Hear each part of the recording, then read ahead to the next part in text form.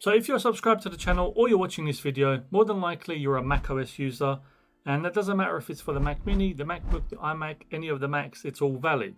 And if you've been a long-term subscriber or a viewer, you might have seen I've made videos for tips and tricks on macOS, setup guides on macOS, and a bunch of other videos for both existing and new macOS users, which you may be one of them. Let me know in the comments box below.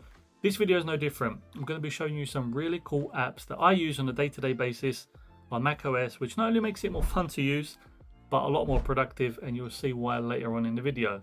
Now, before we actually get to the video, some of these apps are going to be paid, some of them are going to be free, but even the paid ones will offer you a trial version, so you can actually test it out before you decide if it's something for you and decide if you want to subscribe to it or buy it.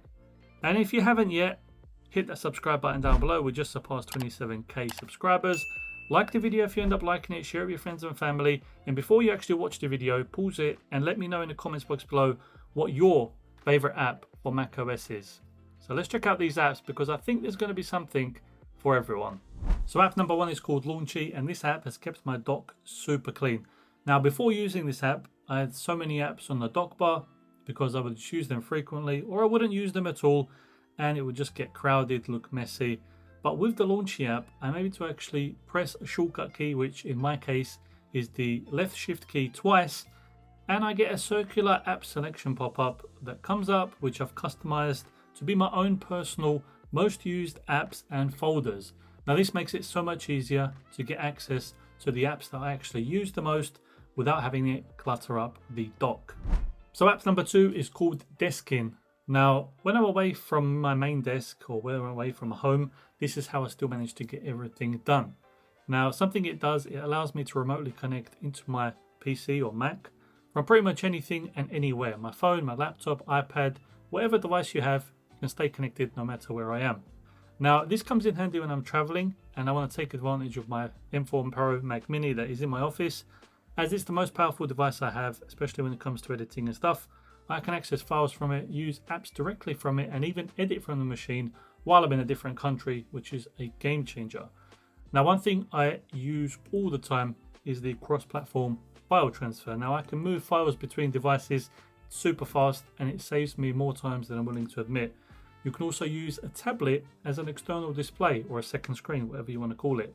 And that's great for productivity. Basically, it gives you an extended display on your actual system without needing any extra cables or anything like that. And it shows up in the actual menu system. You can move it around and arrange it how you want.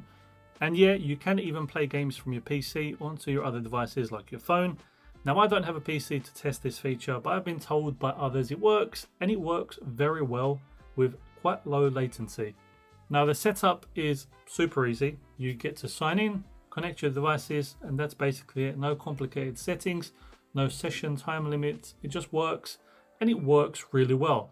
Now, the performance is actually what surprised me the most about this app, because they have over 200 global server nodes, keeps the latency under 40 milliseconds, which is pretty noticeable.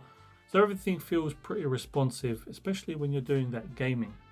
Now, in terms of quality, it supports 4K 60 and even 2K at 240 FPS, which makes it solid not just for gaming, but for real work too, like editing videos and stuff like that. It's one of those apps that sounds too good to be true until you actually use it.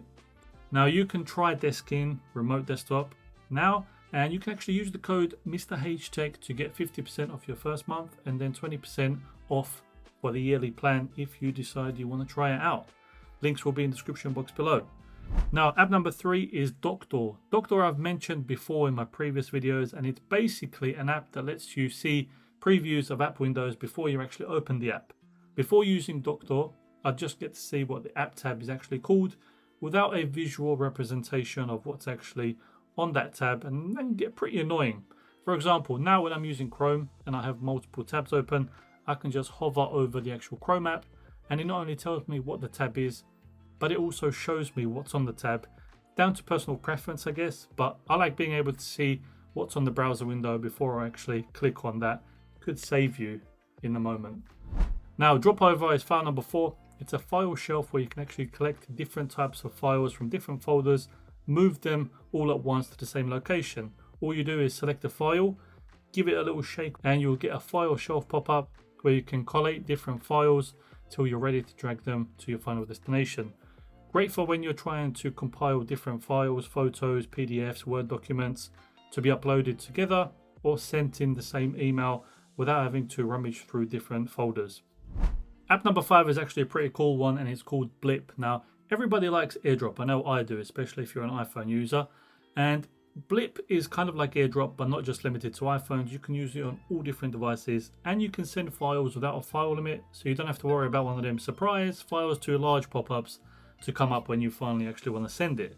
Also, what I like is if there is a network error or a hard drive unplugged, it's just going to pause the transfer for you, keep everything safe, and you can resume it when you want to without any issues. Not only that, but you actually send files in their full quality. None of that compressed file garbage some other apps resort to. App number 6 is Monitor Control. You may have heard of it before, and it is a great app if you want to control external monitors. It lets you control things like brightness without having to actually go into the monitor's UI. And as we know, a lot of these monitors, they have really awkward to maneuver buttons, but this way it's very clean, really easy to control the brightness on an external monitor, and that's basically what I've been using it for. App number 7 is called Cover Desk. Now, Cover Desk can do a lot of stuff from what I've seen, and this is going to sound silly, but what I literally only use it for is one thing, and that's being able to hide all of my files on my desktop at a click of a button. Sometimes when you're recording, you want the desktop to look clean and not a bunch of files and folders visible everywhere. It comes in handy. So app number 8 is actually called Moody, and Moody is a pretty unique app from what I've seen, and it has a very good use case. It turns the notch area from, let's say, a MacBook Air or a MacBook Pro into this cool looking teleprompter which actually reacts to your voice and knows when it actually needs to move. You can use it in a couple different ways, either while using the built-in camera on your MacBook, great for if you're in a meeting, Zoom call, and you either want a script to be up as you're reading it, or you want bullet points to be shown so you don't forget something. You can actually also have a physical camera positioned just above the screen, right behind the actual laptop, making the app a fully functional teleprompter. It is pricey, but you do get, I believe, 15-day trial, and I believe it's worth testing out if it's something that might interest you. And here's a secret, I've actually been using Moody for this whole video as a teleprompter on my MacBook Air, so let me know if you noticed me using the teleprompter or not. So guys, if you made it this far, what I'm going to do, I'm going to give you all my wallpaper packs completely for free. So if you check the link in the description box below, it will take you to my wallpaper packs, and at checkout use code subscriber for 100% off. Doesn't matter if you just select one wallpaper pack or all 3, but be quick because I'm going to be limiting it to around 100 people. So if you're quick and you get it, congratulations. If not, wait for the next drop. So if you do manage to get it, let me know in the comments box below. But that's just a thanks for watching the videos, liking the videos, and just generally supporting the channel. Those are my top Mac apps, at least for now, that I think make my macOS experience on a day-to-day basis a lot more fun, a lot more productive. And I'm sure you're going to let me know in the comments box below which ones you liked, which ones you didn't like. But if there is any that you use on a day-to-day basis when it comes to macOS apps that weren't in my list, do let me know in the comments box below, because I'm always on the hunt for a new app to use.